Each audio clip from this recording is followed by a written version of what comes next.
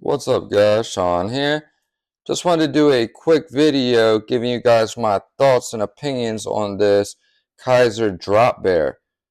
This was sent in to me for sharpening, and this is my first time handling and checking out a Kizer drop bear. This is a knife that I was actually interested in checking out when I saw it first come out. I saw a bunch of videos popping up, people talking about how Kizer really did the axis lock better than Benchmade and how amazing the action on this is. And I must say, those people aren't wrong. This thing has a phenomenal action, super smooth, zero blade play any direction. It's effortless. It really rockets out.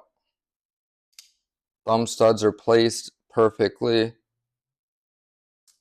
Really, the ergos of this, the whole design of it, everything is placed very well. If I had to compare it to anything, it's like a more beefy bug out with better ergonomics.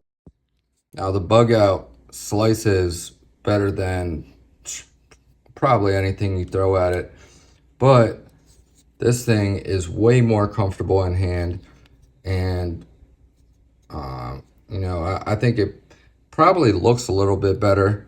I mean, bug outs, if you put scales on them and customize them, they can look pretty damn good. But this is from the factory. So for a factory configuration, this thing looks really good. And the edge I put on this was basically an upgrade to a factory edge. It is a coarse edge or a working finish edge, however you want to say it.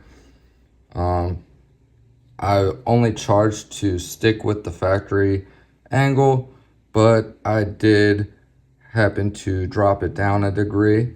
So this is around 17.7 degrees right now.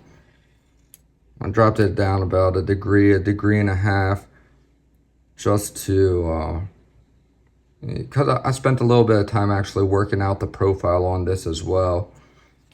Because this is his wife's knife, and she apparently uses it a lot. So I want this edge to hold up well for her. And with 154 cm not being really necessarily a super steel, I mean, it's an okay performer, but I wanted to give every opportunity for this edge to last a little bit longer for her. So reducing the angle a little bit, as well as going with the F240 grit edge with the Veneve diamond stones. I think that'll be a really good combination for this blade and this blade steel. And I really was just impressed with how good this knife feels in hand, and really the action as well. So if you've been on the fence about checking out one of these, I would say go for it. This thing is a really nice knife. Really, really nice. The other knife that I sharpened for this customer is a Arno Bernard custom fixed blade. This one is in N690 blade steel. Beautiful mirror polished blade on this one. Beautiful handles. I don't know if that is a type of wood or a type of bone, but very, very beautiful. And I love the kind of sunburst lines that are milled into it. One thing I did notice with this, the blade grind on it was not completely even. Did have a little issue on this side. From the factory, the edge was a little bit thicker at the back, kind of like it's starting to smile. It was like that before I dropped the angle down. I did my best to even it out, and I got it pretty even. I didn't want to create a smile anywhere on the knife, so You know, I wouldn't consider that a fix if I fixed it by creating a smile on the opposite side. That wouldn't be any better. So this is the side that didn't have any issue. This edge also came to me with some chips in it. So I worked out those chips. It was around 17 degrees per side. When it came in, I took it down to 15 degrees per side. Really because here's the problem. This blade is so thin that at 17 degrees per side, which would offer you a little bit more toughness than 15, the edge bevel was basically, you know, you couldn't see it at all. And this customer wanted to have a nice looking edge on this blade, as well as a nice performing edge. So taking it down to 15 is going to increase the cutting performance, might decrease the toughness a little bit, so he's going to have to be careful, but also allowed me to get a more even and symmetrical looking edge bevel without it being so small that you really, you know, can't even tell any of the imperfections or unevenness anyway. So this one was actually a little bit of a challenge. Then for the finish, I went with the Veneve F400, which is pretty much my standard go-to for my semi-polish or my mirror polish edges.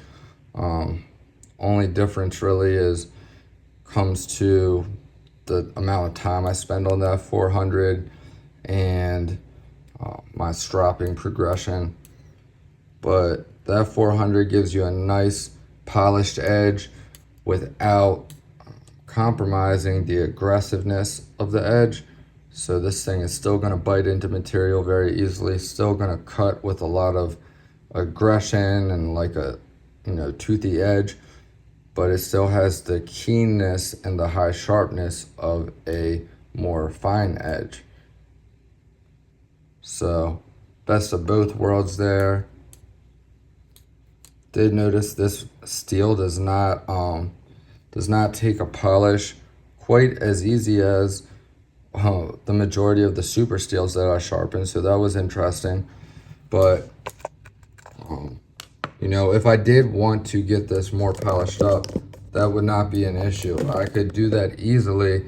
It's just that I do not want to compromise the performance of this edge, because currently it tested came in at 18 grams on the best test, which is super sharp, really insanely sharp. So I wanted John to experience the sharpness and performance of my edge and get to enjoy that, because that's kind of the factor that takes priority over everything.